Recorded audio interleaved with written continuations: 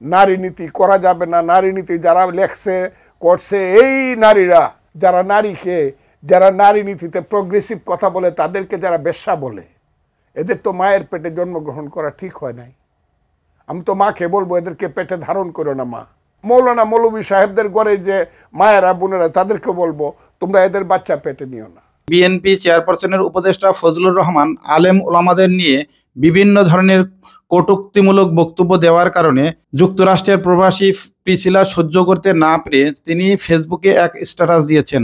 যুক্তরাষ্ট্র প্রবাসী প্রিসিলা বলেছেন, একজন সম্মানিত চাচা, বয়সের কারণে যিনি সমাজে একজন মুরব্বী হিসেবেই পরিচিত, সম্প্রতি একটি ইন্টারভিউতে মন্তব্য করেছেন, হুজুররা মানুষের বাড়ি খায় এবং দান খয়রাত নিয়ে চলে।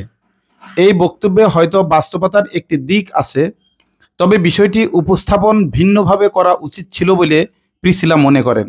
500 টাকা 1000 টাকা যারা মানুষের ঘরে খায়া লিল্লা খায়া যারা বড় হইয়া বড় বড় কথা বলে, এদের কোনো সেন্স কাজ করে বলে আমি মনে করি না। তবে আমি একটা কথা বলি, এরা হইল মোল্লা মুন্সি, এরা থাকে মাদ্রাসায়, খায় লিল্লার টাকা, এরা মানুষের অনুদানে খায়। প্রিসিলা আরও লেখেন, আমার জানামতে শুধু ইসলাম ধর্মই নয়, পৃথিবীর প্রায় সব ধর্মেই যারা ধর্মীয় শিক্ষায় শিক্ষিত হন, যারা সাধনা করেন, সমাজ তাদের সম্মান করেন, উপহার দেন, শ্রদ্ধা জানিয়ে তাদের দেখাশোনা করেন। প্রিসিলা আরও লেখেন, আমেরিকাতেও ধর্মীয় নেতা বা ফাদারদের অনেকেই গির্জার অনুদান ও দান খয়রাতে জীবনযাপন করেন। এই সম্মানকে আপনি দান বলুন কিংবা উপহার বলুন, অথবা কেউ কেউ ভিক্ষাও বলতে পারেন, সেটা যার যার দৃষ্টিভঙ্গি এবং ভাষার রুচির উপর নির্ভর করে। প্রিসিলা আরও লেখেন, আমি অত্যন্ত বিনয়ের সাথে বলতে চাই, বাংলাদেশে এমন অনেক আলেম ও বক্তা আছেন যারা একটি মাহফিলে মাত্র 1 ঘন্টার বক্তব্যের জন্য 20 থেকে 30 লক্ষ টাকা পর্যন্ত হাদিয়া নিতে পারেন, অথচ এমন কোনো রাজনীতিবিদ নেই যারা বক্তৃতার দক্ষতার ভিত্তিতে মাত্র 1 ঘন্টা বক্তব্যের জন্য 1 লক্ষ টাকা পাবেন। এটাই বাংলাদেশের বাস্তবতা। তিনি আরও লেখেন, এই দেশের মানুষ ধার্মিক, ধর্মকে ভালোবাসে, এটা কোনো অপরাধ নয়, বরং একটি শক্ত সামাজিক রুচি ও সংস্কৃতির প্রতিফলন। প্রিসিলা আরও লেখেন, প্রায় প্রতিটি ঘরেই কোনো না কোনোভাবে ধর্মীয় শিক্ষা কার্যক্রমের সঙ্গে কেউ না কেউ জড়িত। প্রতিটি শিশুর ছোটবেলা শুরু হয় হুজুরের কাছে কোরআন শেখার মধ্য দিয়ে। প্রতিটি মানুষের জীবনে একজন প্রিয় হুজুর থাকেন, একজন আলেম থাকেন, একজন বক্তা থাকেন, যাদের কথা, আচরণ এবং নসিহত মানুষ হৃদয়ে স্থান দেয়। প্রিসিলা আরও লেখেন, সেই চাচার কথাগুলো নিঃসন্দেহে তার ব্যক্তিগত মত, কিন্তু তার এই বক্তব্য দলীয়ভাবে নেতিবাচক প্রতিক্রিয়া তৈরি করতে পারে এবং এর প্রভাব দলের সাধারণ কর্মীদের উপরও পড়তে পারে। নিজের জীবন সম্পর্কে এদের যে ধারণা হয়, সেই ধারণা হলো হুজুর যা বলে তাই শুনতে হবে। হুজুরেরা তাদেরকে কয়েকদিন পরে পরে প্রতি শুক্রবারে অথবা 1 মাস 2 মাস পরে পরে তৌহিদি জনতার নামে, ইসলাম রক্ষা করার নামে সোহরাওয়ার্দী উদ্যানে জামাতে ইসলাম, হেফাজতে ইসলাম তারা এসে যুক্ত হবে। নারী নীতি করা যাবে না, নারী নীতি যারা লেখছে করছে এই নারীরা, যারা নারী নীতিতে প্রোগ্রেসিভ কথা বলে তাদেরকে যারা বেশ্যা বলে, এদের তো মায়ের পেটে জন্মগ্রহণ করা ঠিক হয় নাই। আমি তো মাকে বলবো এদেরকে পেটে ধারণ করো না মা। মৌলানা মৌলভী সাহেবদের ঘরে যে মায়েরা বোনেরা তাদেরকে বলবো তোমরা এদের বাচ্চা পেটে নিও না। প্রিসিলা আরও লেখেন, আমি আলেম সমাজের পক্ষেও নই, বিপক্ষেও না, আমি শুধু তাদের প্রতি সম্মান প্রদর্শন করি। এটি আমার পারিবারিক শিক্ষা ও নৈতিক অবস্থান। তারা রাজনীতি করবেন কি করবেন না, কোনো দলে যাবেন কি যাবেন না, এটি তাদের সাংবিধানিক অধিকার। প্রিসিলা আরও লেখেন, কিন্তু সকল হুজুরদের নিয়ে সামগ্রিকভাবে নেতিবাচক ও অবমাননাকর বক্তব্য প্রদান করা মোটেও গ্রহণযোগ্য নয়। প্রিসিলা আরও লেখেন, আমি কখনো শুনিনি বেগম খালেদা জিয়া কিংবা তারেক রহমান এই ভাষায় কথা বলেছেন। আমরা অতীতে দেখেছি বেগম খালেদা জিয়া কিভাবে আলেম সমাজকে সম্মান জানাতেন, তার সে অবস্থানই আজও তাকে মানুষের হৃদয়ে স্থায়ী করেছে। অপরদিকে শেখ হাসিনা ও তার পরিবার এ আলেম সমাজকে অপমানের ফল ভোগ করবেন মৃত্যুর পূর্ব পর্যন্ত। প্রিসিলা আরও লেখেন, আমাদের রাজনৈতিক মত ভিন্ন হতে পারে, কিন্তু সমাজের শ্রদ্ধার পাত্রদের সম্মান করতে শিখতে হবে। সম্মান দিলে সম্মান পাওয়া যায়, সেটাই আমাদের দীর্ঘদিনের ঐতিহ্য। এই বিশ্ববিদ্যালয়ে ঐতিহাসিক ভূমিকা পালন করে আসছে। এই বিশ্ববিদ্যালয়ের ছাত্রছাত্রীদের মৌলিক যে একটা দাবি, সেটা দাবি হলো হলের দাবি। 2010 এবং 11 সালে হলের দাবিতে যে আন্দোলন হয়েছিল, এই আন্দোলনে একাধিক মামলা হয়েছিল। এই মামলার প্রধান আসামি আমি শাহিন আহমেদ খান। এই প্রধান আসামি হিসাবে আমি 2 বারে 13 মাস আমি জেল খেটেছি জগন্নাথ বিশ্ববিদ্যালয়ে যে আন্দোলন হয়েছিল হল আন্দোলনের মামলায়। এতে আমার কোনো দুঃখ নাই, এতে আমরা দুঃখ করিও না, এতে দুঃখ করার কোনো কারণ নাই। কারণ এই বিশ্ববিদ্যালয়ের আন্দোলন ছিল যৌক্তিক। এই যৌক্তিক আন্দোলন শুধু জেল নয়, যদি আমাদেরকে ফাঁসির মঞ্চে যদি যেতে হয় তারপর আমরা ফাঁসির মঞ্চে যেতে লাগে।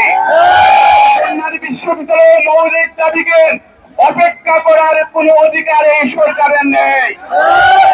আমরা পরিষ্কার বলে দিতে চাই, আমরা এখন ঝিমিয়ে পড়েছি শুধুমাত্র আমাদের রানী ছাত্রছাত্রী ভাই এবং বোনেরা, আমাদের অভিভাবক শিক্ষক মন্ডলীর নেতৃত্বে এই জায়গায় এসেছেন। আমরা যদি এই দাবি যদি আদায় যদি না হয়, জগন্নাথ বিশ্ববিদ্যালয়ের সাবেক সকল ছাত্রছাত্রীরা আমরা আমাদের বর্তমানদের সাথে একাত্মতা ঘোষণা করে কিভাবে এই দাবিকে পূর্ণাঙ্গভাবে মেনে নিতে হয় এটা আমাদের জানা আছে। জগন্নাথ বিশ্ববিদ্যালয়ে বিগত ফেসিবাদ আন্দোলনে কি ভূমিকা রেখেছে এদেশের মিডিয়া এবং দেশবাসীর সাথে যারা এই আন্দোলনে ভূমিকা রেখেছেন, ঢাকা বিশ্ববিদ্যালয়ের হলে থেকে নিচে নেমে এই আন্দোলনকে সফল করার জন্য ভূমিকা রেখেছেন। কিন্তু জগন্নাথ বিশ্ববিদ্যালয়ের ছাত্ররা তাদের কোন থাকার জায়গা ছিল না।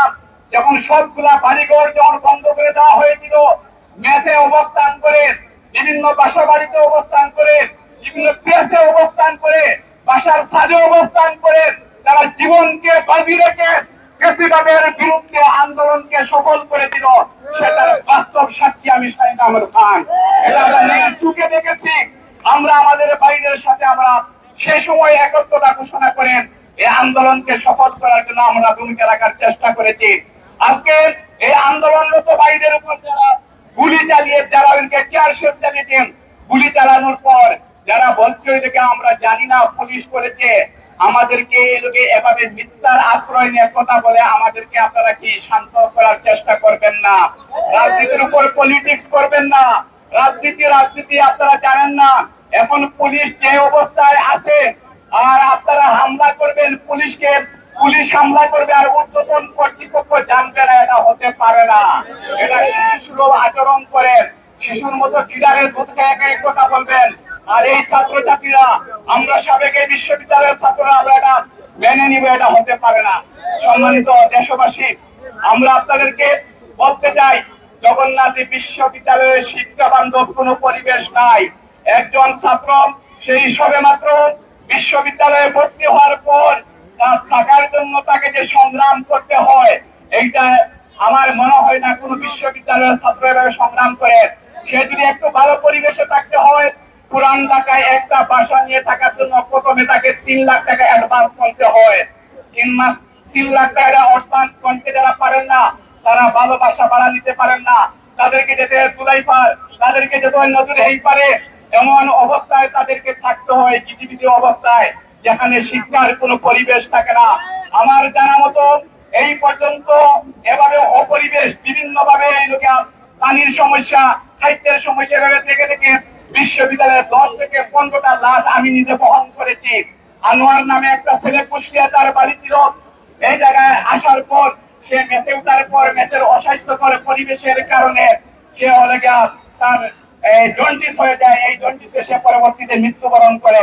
সম্মানিত প্রিয় ভাই এবং বন্ধুগণ, সম্মানিত দেশবাসী, জগন্নাথ বিশ্ববিদ্যালয়ের ছাত্ররা এভাবে অপরিবেশ, বিভিন্ন ভাবে শিক্ষার পরিবেশ নাই, বিভিন্ন বাসা বাড়িতে থেকে তারা তাদের মৌলিক শিক্ষার অধিকার তারা এখানে লেখাপড়া করে, কিন্তু তাদের জন্য সুন্দর ব্যবস্থাপনা করে আজকে যে পদে গ্রহণ করা হয়েছে নদীর এই পারে, এটা নিয়ে তালবাহানা চলতেছে। মাসের পর মাস যাচ্ছে, খবর নাই, মনে হচ্ছে চলছে গাড়ি যাত্রা বাড়ি, এখান থেকে কোনো আবেগ অনুভূতি নাই। আমরা অনত বিলম্বে সেই প্রজেক্টকে সামনের দিকে অগ্রসর করে নিয়ে জগন্নাথ বিশ্ববিদ্যালয়ের ছাত্র এবং ছাত্রী অভিভাবকদের, শিক্ষক মন্ডলীদের যৌক্তিক দাবি আপনারা বাস্তবায়ন করেন। আজকের ভিতরে এই কোমলমতি শিক্ষার্থীদেরকে, আমার ভাই এবং বন্ধুদেরকে, আমার অভিভাবক শিক্ষকদেরকে আপনারা নিরাপদে তাদের বাসা বাড়িতে পৌঁছে দিবেন, শিক্ষার পরিবেশে শিক্ষার্থীদেরকে পৌঁছে দিবেন।